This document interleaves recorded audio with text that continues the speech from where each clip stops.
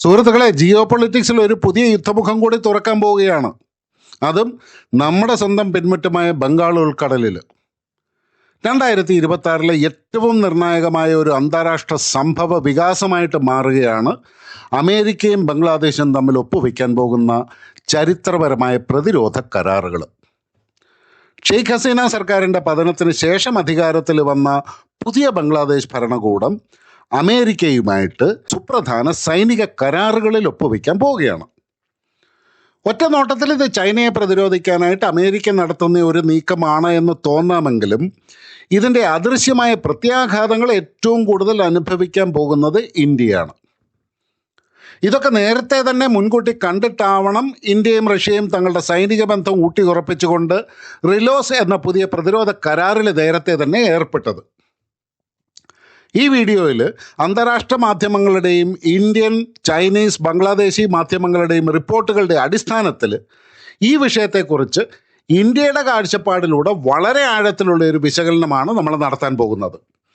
എല്ലാവർക്കും നമസ്കാരം. ഞാൻ രഘുനാഥ് ചൈതന്യ ഡിഫൻസ് ആൻഡ് ജിയോ പൊളിറ്റിക്സിൻ്റെ ഏറ്റവും പുതിയ വളരെ ഇൻട്രസ്റ്റിംഗ് ആയിട്ടുള്ള ഒരു എപ്പിസോഡിലേക്ക് സ്വാഗതം. എന്താണ് അമേരിക്ക ബംഗ്ലാദേശ് പ്രതിരോധ കരാറ്? അമേരിക്ക ബംഗ്ലാദേശുമായിട്ട് പ്രധാനമായും 2 അടിസ്ഥാന പ്രതിരോധ കരാറുകളിലാണ് ഒപ്പുവെക്കുന്നത്. അവയാണ് GSO-MIA എന്ന് പറഞ്ഞാൽ general security of military information agreement, കൂടാതെ ACSA acquisition and cross servicing agreement.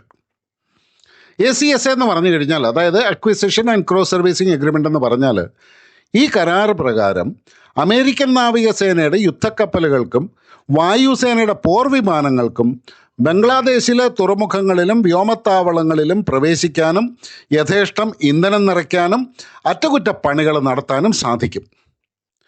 പിന്നത്തെയാണ് GSO-MIA, അതായത് general security of military information agreement. ഇതൊരു അതീവ രഹസ്യ സ്വഭാവമുള്ള ഇൻ്റലിജൻസ് ഷെയറിംഗ് കരാറാണ്. ഉപഗ്രഹ ചിത്രങ്ങൾ, സമുദ്ര നിരീക്ഷണ വിവരങ്ങൾ, ശത്രു രാജ്യങ്ങളുടെ അന്തർവാഹിനികളുടെ നീക്കങ്ങൾ, ഇതെല്ലാം അമേരിക്കയും ബംഗ്ലാദേശും പരസ്പരം പങ്കുവയ്ക്കും. ബംഗ്ലാദേശിലെ പ്രാദേശിക മാധ്യമങ്ങൾ, ഉദാഹരണത്തിന് ഇപ്പോൾ ഡെയിലി സ്റ്റാറോ പ്രഥം ആലോയൊക്കെ റിപ്പോർട്ട് ചെയ്യുന്നത് പ്രകാരം ഷെയ്ഖ് ഹസീന അധികാരത്തിൽ ഇരുന്ന കാലത്തോളം ഇത്തരം കരാറുകളെ അവർ ശക്തമായിട്ട് എതിർത്തിട്ടുണ്ടായിരുന്നു. ഇന്ത്യയും ചൈനയും പിണക്കാനായിട്ട് അവർക്ക് താല്പര്യമില്ലായിരുന്നു. എന്നാൽ പുതിയ ഗവൺമെൻറ് അമേരിക്കൻ സമ്മർദ്ദങ്ങൾക്ക് വേഗത്തിലും വഴങ്ങുകയായിരുന്നു എന്നാണ് അവർ പറയുന്നത്. അമേരിക്കയെ സംബന്ധിച്ചിടത്തോളം ഈ കരാറ് ദക്ഷിണേഷ്യയിലെ അവരുടെ ഏറ്റവും വലിയ നയതന്ത്ര വിജയം കൂടിയാണ്.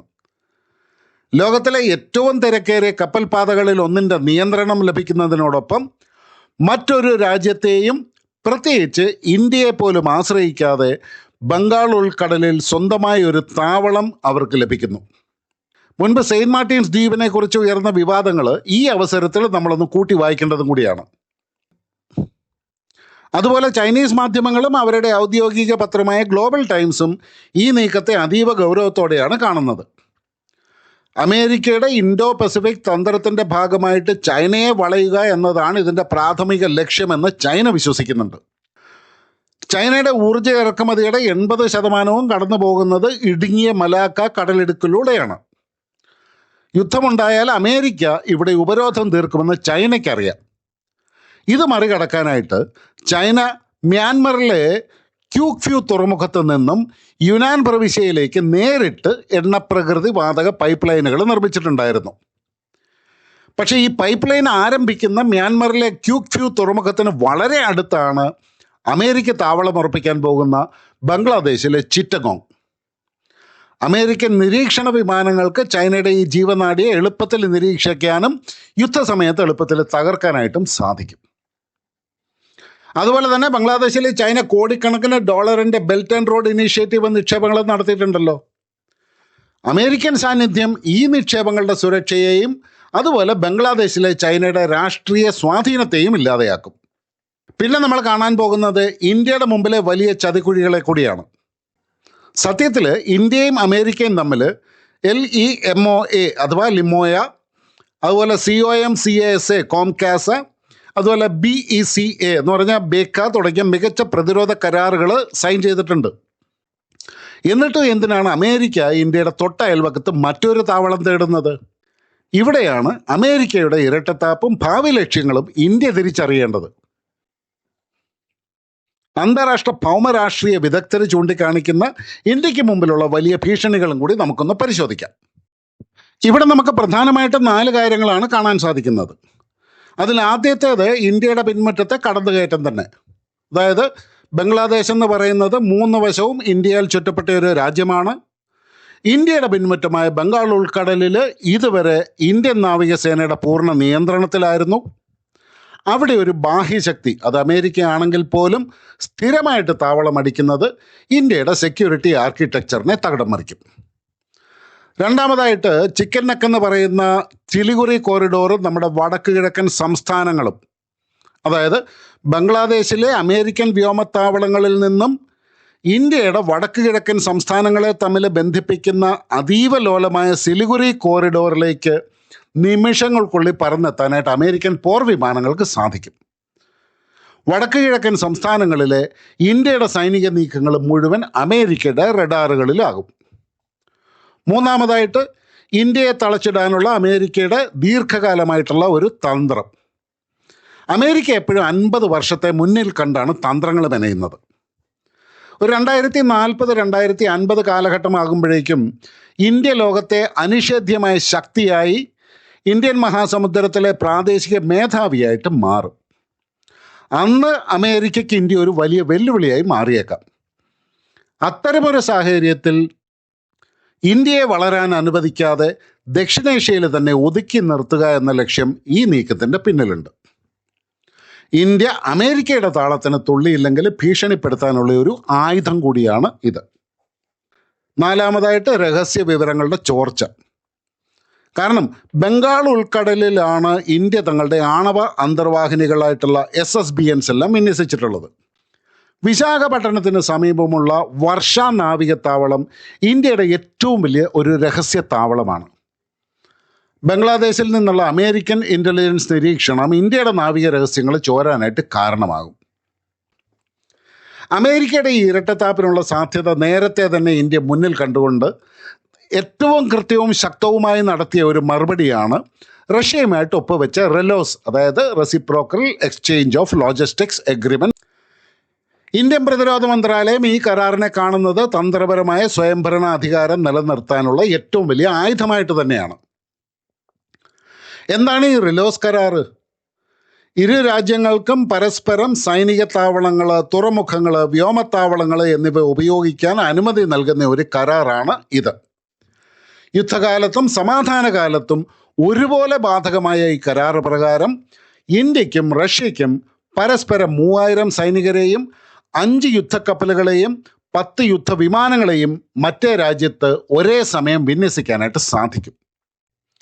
അതായത് റഷ്യൻ നാവികസേനയ്ക്ക് ഇന്ത്യൻ മഹാസമുദ്രത്തിലേക്ക് ഒരു താവളം ലഭിക്കുന്നു എന്ന് പറഞ്ഞാൽ അമേരിക്ക ബംഗാൾ ഉൾക്കടലിൽ സാന്നിധ്യം ഉറപ്പിക്കുമ്പോൾ ഇന്ത്യ റഷ്യൻ നാവികസേനയ്ക്ക് മുംബൈ, വിശാഖപട്ടണം, ആൻഡമാൻ നിക്കോബാർ തുടങ്ങിയ തുറമുഖങ്ങളിൽ നങ്കൂരമിടാനായിട്ട് സൗകര്യമൊരുക്കും.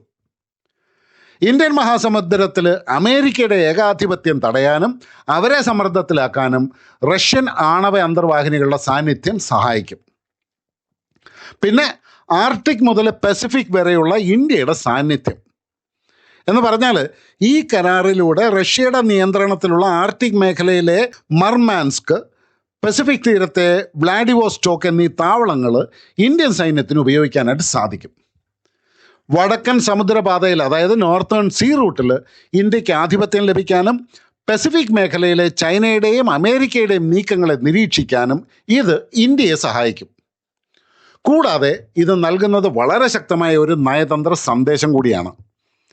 ഇന്ത്യ ആരുടെയും പോക്കറ്റിലല്ല എന്ന് അമേരിക്കയ്ക്ക് നൽകുന്ന വ്യക്തമായ ഒരു സന്ദേശമാണിത്. നിങ്ങൾ ഞങ്ങളുടെ താല്പര്യങ്ങൾക്ക് വിരുദ്ധമായിട്ട് ഞങ്ങളുടെ അതിർത്തിയിൽ വന്നാൽ നിങ്ങളുടെ ഏറ്റവും വലിയ ശത്രുവായ റഷ്യയെ ഞങ്ങളൊപ്പം കൂട്ടും എന്ന കൃത്യമായ ഒരു മുന്നറിയിപ്പ്. പക്ഷേ ഈ 2 കരാറുകളും ചേർന്ന് ഇൻഡോ പസഫിക് മേഖലയുടെ രാഷ്ട്രീയ കാലാവസ്ഥയെ പൂർണ്ണമായിട്ട് മാറ്റിമറിക്കാൻ പോവുകയാണെന്നുള്ള ഒരു വസ്തുതയും കൂടെ നമ്മൾ മനസ്സിലാക്കണം. അതിലാദ്യമായിട്ട് ബംഗാൾ ഉൾക്കടലിൻ്റെ സൈനികവൽക്കരണം തന്നെ. ഒരു കാലത്ത് സമാധാനത്തിൻ്റെ സമുദ്രമായിരുന്ന ബംഗാൾ ഉൾക്കടൽ ഇനി വൻ ശക്തികളുടെ പോർക്കളമായിട്ട് മാറും. ദക്ഷിണ ചൈന കടലിന് സമാനമായ സംഘർഷഭരിതമായ ഒരു സാഹചര്യമാണ് ഇവിടെ ഉരുത്തിരിയാൻ പോകുന്നത്. ചുരുക്കത്തിൽ ലോകക്രമം ഒരു പുതിയ ശീതയുദ്ധത്തിലേക്ക് നീങ്ങുകയാണ്. ഇവിടെ അമേരിക്കയും ചൈനയും മാത്രമല്ല, ഇന്ത്യയും റഷ്യയും നിർണായക കരുക്കളായിട്ട് മാറിയിട്ടുണ്ട്.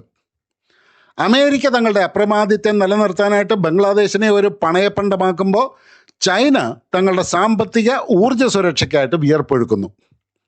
ഈ വൻശക്തികളുടെ പോരാട്ടത്തിൽ സ്വന്തം താല്പര്യങ്ങൾ സംരക്ഷിക്കാനായിട്ട് ഇന്ത്യ നടത്തുന്ന നയതന്ത്ര നീക്കങ്ങളുടെ ഏറ്റവും മികച്ച ഉദാഹരണമാണ് റഷ്യയുമായിട്ടുള്ള റിലോസ് കരാർ.